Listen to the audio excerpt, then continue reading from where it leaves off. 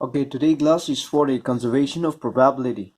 So we already know the total probability, which is given by minus infinity plus infinity and psi r of t whole square is equal to 1.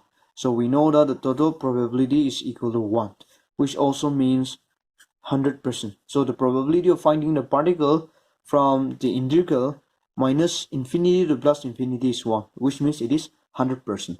So when we talk about the conservation, we are simply telling that the total probability should remain same, or the total probability should remain constant, that which is equal to 1 throughout the time. So this probability should not change with respect to time.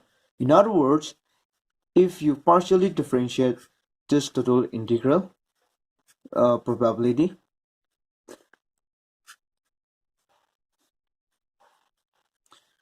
so we know that if you differentiate 1 with respect to time, since 1 is a constant, you will get it 0. So which means if you get the total probability that is differentiating with respect to time is equal to 0, in that case this term is constant.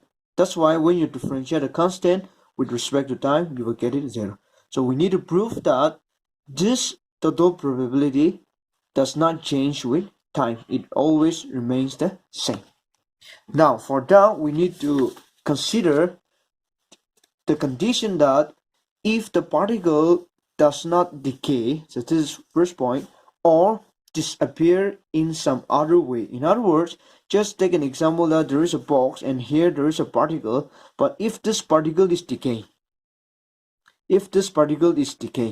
we are not considering this type of example, and the other point is disappear. So what if the particle initially is in this orbit, and what if this particle jump from one orbit to another orbit? So we are not considering this type of example also, but we are assuming that the particle is in the same orbit, so and or in the same box. So which means with respect to time, though the time changes in both the condition, the probability of finding the particle in the box is still 100%, and the probability of finding the particle in this orbit is still 100%. So we are rejecting these two examples where the particle is decaying or where the particle jump from one orbit to another orbit. Now we have this equation. We know that this represents the probability, and the condition is that for the conservation of probability, this must be independent of time. So we differentiate this term with respect to time, partial differentiation, so you will get this one. And instead of writing this psi, there should be a modulus here.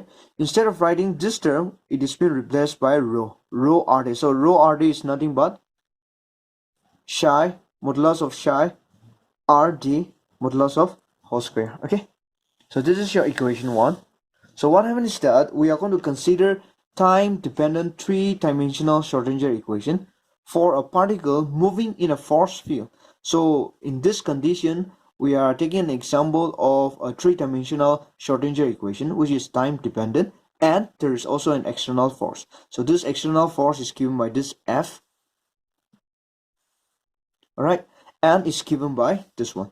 So this is the Schrodinger time-dependent three-dimensional Schrodinger equation, and this, the second term, represent the force, the external force. Okay, so what happens is that this equation 2, if we take the complex conjugate, then we are going to get equation 3. So this I will become minus of I, psi will become psi star, and here also another psi star, so it will be replaced by psi star, which is a complex conjugate, and here also it will be replaced by psi star. So which means equation 3 is nothing but a complex conjugate of equation 2. Now, if we multiply equation 2 and 3 by psi star and psi respectively, then from equation 2 we will get equation 4, and from equation 3 we will get equation 5. And if we subtract equation 4 from equation 5, so we are going to get this term. All right, we are subtracting 4 from 5, and here we can take it out, I, h command, and even minus command, and we will be left with this term, but the minus term will be cancelled with the other side of the minus, and if we take the command here, you will get this one, and this two term you can cancel out. Now, and if we check, if we continue, then we are going to get this one, this equation. And what happened is that here you are having I, so you can divide by I, and here also you can divide by I. Again, you can multiply and divide by I both sides.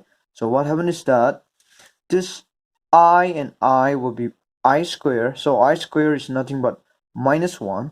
That minus and this minus will get cancelled. So you are left with IH2M. And here I and I will get cancelled. And if we further simplify, we are going to get this term. So what happened is that this psi star del psi del d plus psi del psi star del d, this is nothing but del of psi star del d. Okay, so if we apply the product rule, the differentiation for product rule, we are going to get this one from here.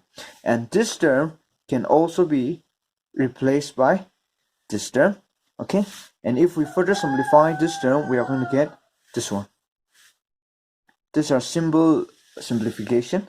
And here we know that psi star psi can be replaced by rho. In the beginning, we have already done the replacement.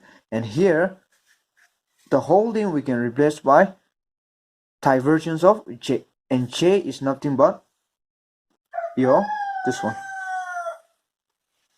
So these are simple simplifications. We are just trying to simply simplify the equation into a more simpler form. Okay, I think these things you guys will know when you read again.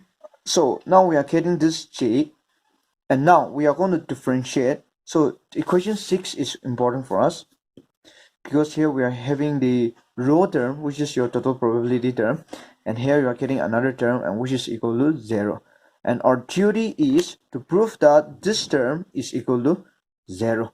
Alright, so let's try to integrate the whole term, okay, over all the space. Then we will get this one. We are differentiating this term, okay, but this term can be replaced by psi star psi. We already know that, and it's equal to minus integral of here divergence of J over the volume. Alright, now this term remain the same, and this term divergence of J we can replace by J dot n ds by using the Cauchy divergence theorem. From the Cauchy divergence theorem, we can replace this divergence of J d over volume can be replaced by J dot n over the surface. Okay, so that will be your equation there. Now, S is a closed surface enclosing volume tau. Since the volume integral is over all space, the surface S is at infinity. So that is when R tends to infinity. So in that case, this psi and del of psi vanishes at the surface, and J also vanishes sufficiently fast as R tends to infinity, which means when R will become infinite, this psi and del of psi will become 0. So in that case, we already know that your J term is given by psi and del of psi. So which means psi will become 0 and del psi will become, so the whole term will be 0. Even here psi is 0 and del of psi is also 0. So in that case, all your J term will be 0. So which means this term will become 0.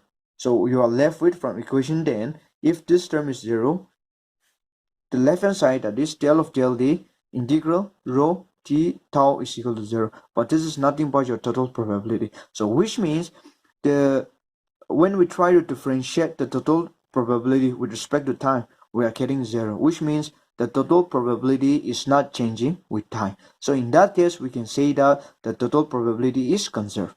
So here, the total probability here is independent of time and satisfy the conservations of probability.